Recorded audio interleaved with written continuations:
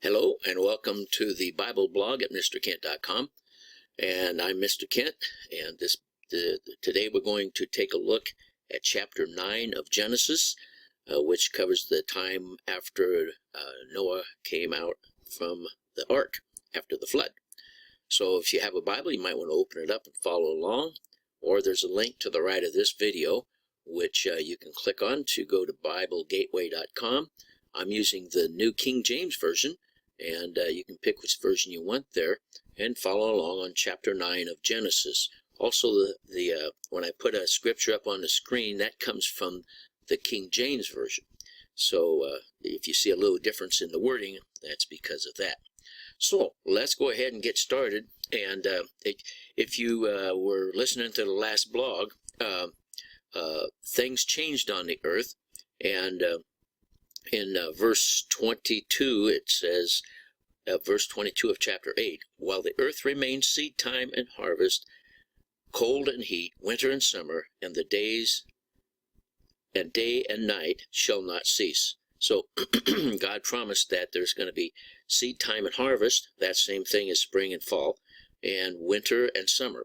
Now, prior to the flood, this is my theory, but anyway, prior to the flood, there was no seed time. It was all there was no rain, and according to what scientists tell us, there was probably some kind of a cloud cover over the earth, and the seasons never changed.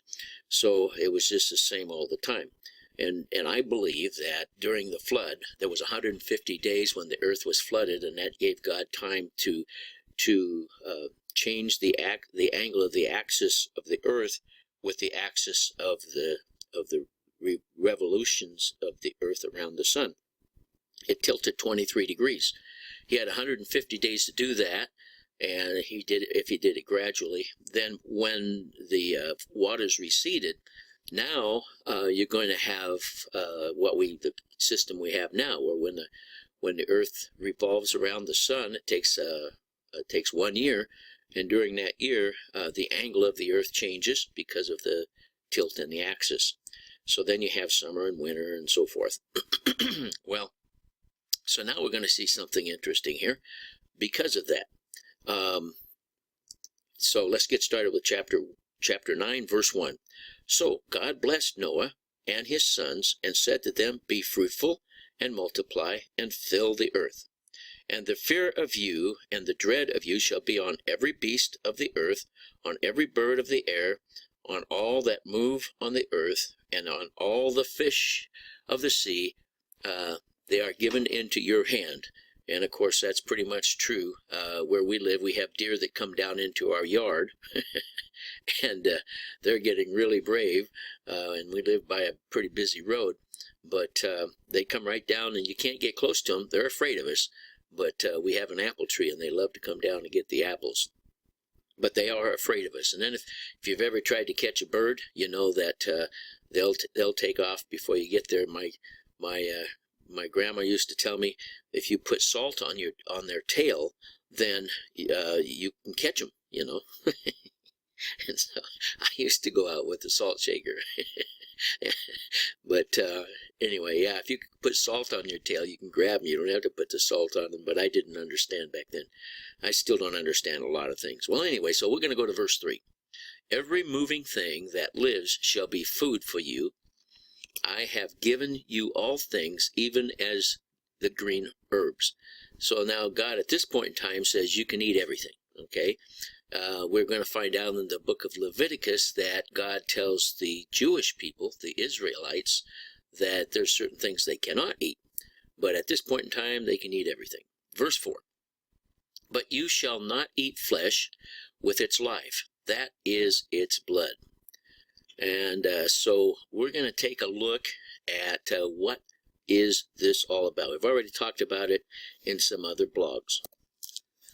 In Leviticus chapter 17 and verse 11, God is telling Moses what he expects now. And he says in verse 11, "For the life of the flesh is in the blood, and I have given it to you upon the altar to make atonement for your souls. for it is the blood that makes atonement for the soul. And like I said in the other blog where we talked about this, my body appears to be alive, but it's alive because there's blood in every part of my body, going to every part of my body. But if I cut my arm off, I won't die. If I cut my leg off, I won't die. So the body is not what's alive. The body is the temple that I live in, and I live in my blood. The blood is me. And if you think about it, it's when you lose the blood, that's when the body quits working. So the body's not alive. The body has blood in it that is alive, and the blood that's flowing through my body, that's me. I'm in that blood. Okay, so he says, but you shall not eat flesh with its life, that is, its blood. Verse 5, surely for your lifeblood I will demand a reckoning, and from the hand of every beast I will require it, and from the hand of man, from the hand of every man's brother I will require life of man. That is, the life of man. Verse 6, whoever sheds man's blood, by man his blood shall be shed, for in the image of God he made man. Now the computers have come out, and we're talking a lot about images, Well, an image is a picture. An image is not the real thing. And so we are created as a picture of God. Verse 7, and as for you, be fruitful and multiply, bring forth abundantly in the earth, and multiply in it. So, here we go. Verse 8, then God spoke to Noah and to his sons with him, saying, and as for me, behold, I establish my covenant with you, and with your descendants after you, and with every living creature that is with you, the birds and the cattle and every beast of the earth with you, and all that go out of the ark, every beast of the earth. So he's establishing a covenant. In verse 11, thus I establish my covenant with you. Never again shall all flesh be cut off by the waters of the flood. Never again shall there be a flood to destroy the earth. And God said, this is the sign of the covenant which I make between me and you, and every living creature that is with you, for perpetual generations. Verse 13, I set my rainbow, and I like the King James Version, which says I set my bow, but that's okay.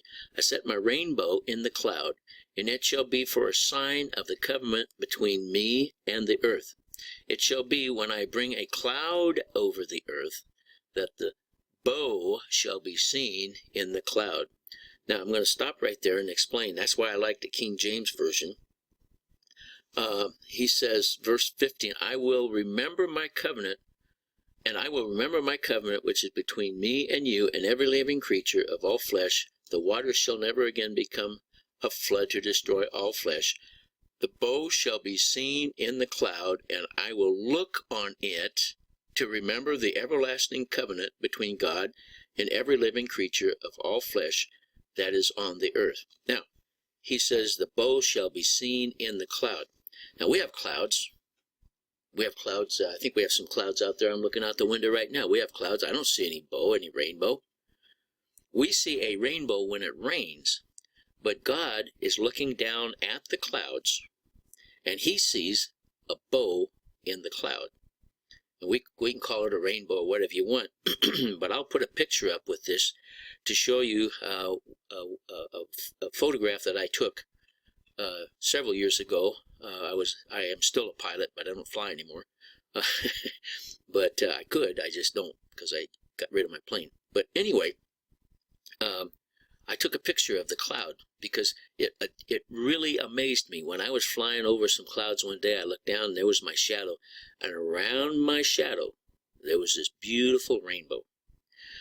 When I took a picture of it, it didn't come out as good as what it really looked like. But anyway, so I took a picture, and I'll have it up here on the video. But God looks down, and when he sees his shadow, every time he sees a cloud, there's a bow in it. Okay, we don't see a bow in the cloud, but he says, when I look upon it, that's when he's looking on it. He sees the bow. So it's amazing. I just love this book. It's really cool. So anyway, and God said to, another thing too, by the way. If there was no rain before the flood, and if there was a cloud cover, you have to have direct sunlight for us to see a rainbow. You have to have it raining and sun shining for us to see the rainbow. That's why it's so rare, because generally you don't have rain and sunshine. But sometimes in the evening or in the morning when the sun's at an angle and the rain's coming down from the clouds, you get to see the rainbow. Okay, so let's move on. And God said, verse 17, God said to Noah, "This is the sign of the covenant which I have established between me and all flesh that is on the earth." Now the sons of Noah who went out from the ark, Shem, Ham, and Japheth, and Ham was the father of Canaan. Okay, so Ham's the father of Canaan. Now Canaan, if you remember, that's the area around, the general area around where the Israelites live. Okay, it's on the eastern side of the Mediterranean Sea, and it covers, it goes more than just the borders of Israel, but it's the area around there, like what we have is Jordan and Syria and south or northern Egypt. That's the area that he's talking about when he says, and it's named after a man named Canaan. And Ham was the father of Canaan. These three were the sons of Noah, and from these the whole earth was populated. And Noah began to be a farmer, and he planted a vineyard. Then he drank the wine and was drunk and became uncovered in his tent. Here's another indication that there was no direct sunlight prior to the flood, because when there's direct sunlight on what would you call it, wine or whatever, that causes it to ferment, which causes it to become alcoholic. So Noah could have drank a lot of wine prior to the flood and never got drunk, but this time he apparently didn't understand, or he got drunk. And verse 22, and Ham, the father of Canaan, saw the nakedness of his father and told his two brothers outside. But Shem and Japheth took a garment and laid it on both their shoulders and went backward and covered the nakedness of their father. Their faces were turned away, and they did not see their father's nakedness. So Noah, verse 24, so Noah awoke from his wine and knew that his younger son, or knew what his younger son had done to him. So apparently there was some wicked thoughts in Canaan's mind for whatever, and whatever he did to his dad realized that he had done it. Okay, verse 25. Then he said, "Cursed be." Now this is Noah saying this. "Cursed be Canaan, a servant of servants. He shall be to his brethren." So he's telling that Canaan is going to be a servant, and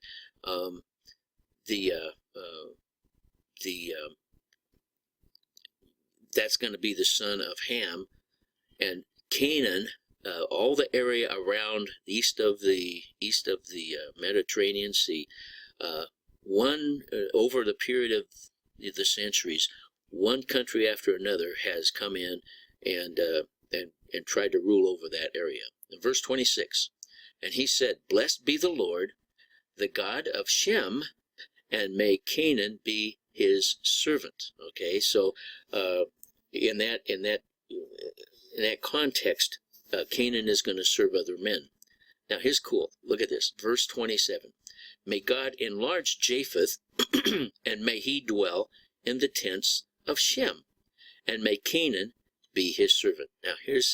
Now Shem is the father of the Jewish people.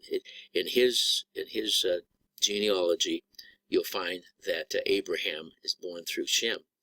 Okay, Japheth is the Gentiles, and so Japheth is going to go out and be all over the world and enlarge, like it says in verse 27. And then he says, and may he dwell in the tents of Shem. Now, what does that mean?